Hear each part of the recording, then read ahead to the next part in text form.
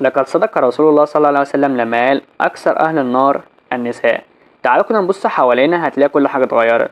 طبع البنات اتبدل طبعا، وكلامهم وتصرفاتهم ولبسهم وبرفاناتهم، والناس اللي بيبان شعرها ايه يا جماعة اهدوا شوية، طبعا الا من رحم ربي. هو ده التطور؟ لا والله ده قلة أدب مش تطور. وكل ده علشان ايه؟ ولا حاجة. بتخسري دنيا وآخرة على الفاضي.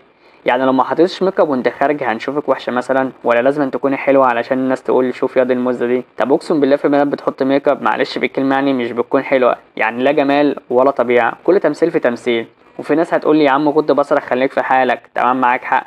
بس تعالى كده معايا على ارض الواقع بجد، عاجبك حال البنات؟ انا مش بعمم، في بنات محترمات وملتزمات على دماغي من فوق. بس اللي حصل في المجتمع ده حاجة توجع القلب. انت متخيل ان دول في يوم من الايام هيبقوا امهات؟ هيعلموا عيالهم ايه؟ احنا بنتطور من اوحش لاوحش. ومش هقعد اقول التربية والكلام المعتاد، لان في بيوت محترمة ومع ذلك البنات بتطلع لا حول لها ولا قوة. نصيحة مني لكل بنت، بلاش يا بنت الناس، حاول تغيري من نفسك وقربي من ربنا، علشان لما تروحي له تكون اخرتك حلوة مش نهايتك في النار بسبب حاجة شايفاها حرية شخصية. عارف ان الكلام مش هيعجب ناس كتير، بس انا طالع اقول نصيحة لله. سلام.